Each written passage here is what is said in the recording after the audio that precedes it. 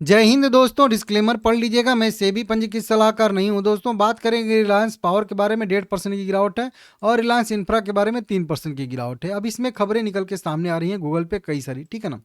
दो खबरें हैं, सीधा सीधा कह लीजिए, ठीक है ना, दो खबरें। अब इन दोनों खबरों के बारे में हम लोग इस वीडियो में बात करेंगे थोड़ा सा, ठीक है ना।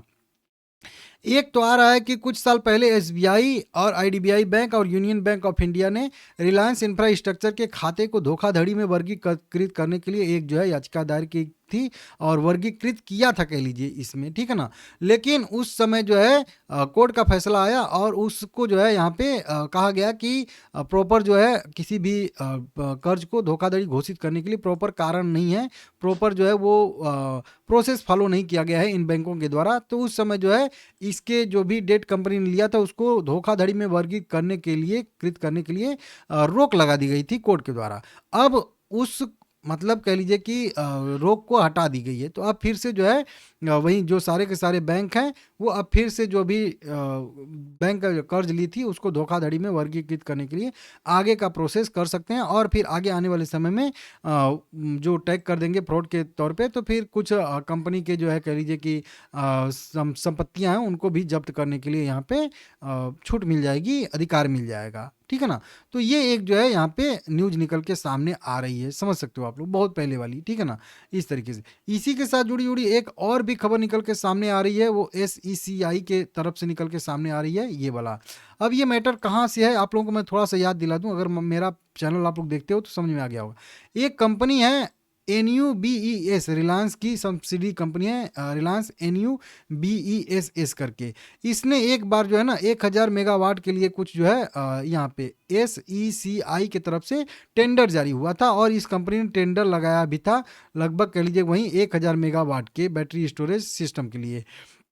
इसमें कुछ करके कंपनी ने 68 करोड़ रुपए की बैंक जो है बीजी कह लीजिए वो दिया था और वो बीजी जो थी वो फर्जी बीजी थी, ठीक है ना, बैंक गारंटी जिसको कहते हैं वो फर्जी थी। और इसी के तहत इनको जो है नोटिस किया गया था और इनको 3 साल के लिए बैन कर दिया गया था SECI के किसी भी टेंडर में भाग लेने के लिए, रिलायंस पावर को भी और रिलायंस NUBESS को भी, ठीक है ना।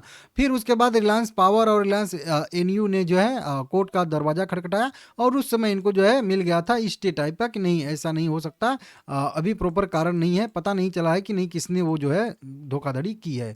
तो अब जो है फिर से बताया जा रहा है कि एक जो है बढ़िया सा डॉक्यूमेंट लगता हुआ हाथ नजर आ रहा है जिससे ये पता चला है कि कंपनी को पता था पहले से ही कि वो जो बीजी है वो फर्जी थी, दिक्कत वाली थी, लेकिन फिर भी कंपनी ने जानबूझकर वो जमा कराया था SECI की तरफ पास। तो अब जो है फिर से वो जो है प्रतिबंध लगने की संभावना है क्योंकि वो स्टे जो है वो फिर से हटता हुआ नजर आ रहा है। तो दो स्टे हटते हुए नजर आ रहे हैं, एक जो है जो बैंक का कर्ज लिया था कंपनी ने धोखाधड़ी में वर्गीकृत करने के लिए वो जो स्टे था अब फिर से जो है इनके डेट को वर्गीकृत किया जाएगा धोखाधड़ी में, और 3 साल जो वो बीजी वाला मैटर था उसका भी जो 3 साल का प्रतिबंध लगा था उस पर स्टे लग गया था। तो अब हो सकता है 3 साल के लिए फिर से रिलायंस पावर को और इसकी सब्सिडी कंपनियों को 3 साल के लिए जो है फिर से बैन कर दिया जाए बोली लगाने के लिए कोई भी जो SECI की तरफ से आए, मतलब बिड, ठीक है ना।